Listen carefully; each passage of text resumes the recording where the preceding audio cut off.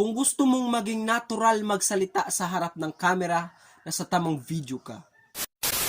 What's going on again? It's Quiz Jam. Welcome back again to my channel, Quiz Jam TV. Kung bago ka pa lang sa channel ko, at kung gusto mo ng mga tips and informative videos, ano pang hinihintay mo? Mag-subscribe ka na sa channel ko at i-click mo yung bell notification para updated ka sa lahat ng bago kong videos.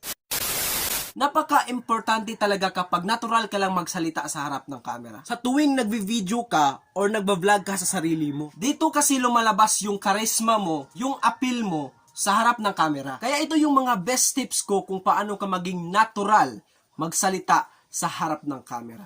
Tips number 1. Kung gusto mo talagang maging natural magsalita sa harap ng camera, ito yung unang gawin mo.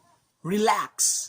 Kasi paano ka naman maging natural magsalita sa harap ng camera kung hindi ka relax sa harap ng camera? Dapat kailangan mo talagang maging relax ka lang bago ka humarap sa camera. Huwag ka munang mag-isip ng ano-anong mga bagay kapag nasa harap ka na ng camera o nagva-vlog ka sa sarili mo. Kasi kapag marami kang iniisip sa harap ng camera kapag nagva-vlog ka, wala ka na sa focus nun. Mawawala ka sa focus mo. O sa madaling salita, madidistract yung mga sasabihin mo sa harap ng camera. Kaya dapat talaga maging relax ka lang sa harap ng camera kapag nagvi-video ka or nagva-vlog ka sa sarili mo. Tips number 2. So natapos mo nang maging relax sa harap ng camera, ito naman yung ikalawang gagawin mo. Be camera friendly.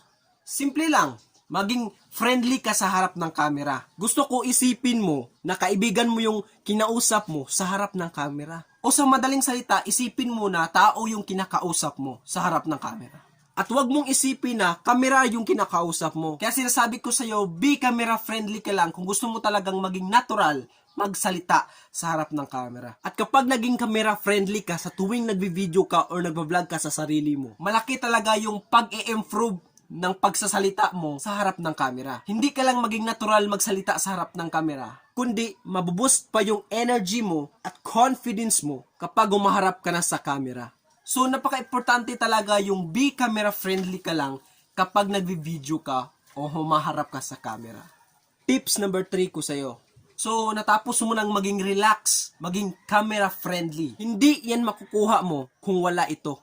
Confidence. Palagi ko na itong sinasabi sa mga videos ko, sa mga vlogs ko, sa mga tips na ginagawa kong video. Be confidence always. Walang imposible kung maging confidence ka sa sarili mo. Walang imposibleng bagay o gagawin mo basta may kumpiyansa ka sa sarili mo. Kaya kung gusto mo talagang maging natural magsalita sa harap ng camera, i-boost mo yung confidence mo.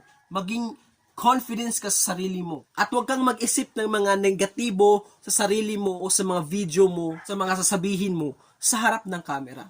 Dapat confidence yung mga sinasabi mo sa harap ng camera kapag nagvi-video ka. Kasi ang pagiging natural magsalita sa harap ng camera ay hindi lang yan dapat relax ka, camera friendly ka, kundi dapat may confidence ka rin sa harap ng camera. At ito talaga yung minamaster ko sa pagbablog ko kapag humarap na ako sa camera. Ito talaga yung unang bagay na minamaster ko kapag humaharap na ako at nagbablog ko ako sa sarili ko. Kasi kapag feel ko na confidence ako sa sarili ko, mas feel ko din na naging natural ako magsalita sa harap ng camera. Kaya kung gusto mo talagang maging natural magsalita sa harap ng camera, lakihan at damihan mo yung confidence mo kapag humaharap ka na at nagbablog ka sa camera.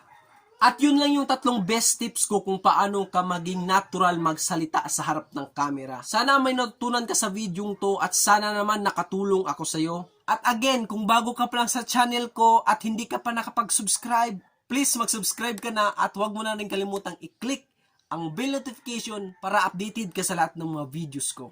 Once again, ako nga pala si Quiz Jam at tandaan mo ang pangalang to at tununood ka ng Quiz Jam TV. Adios!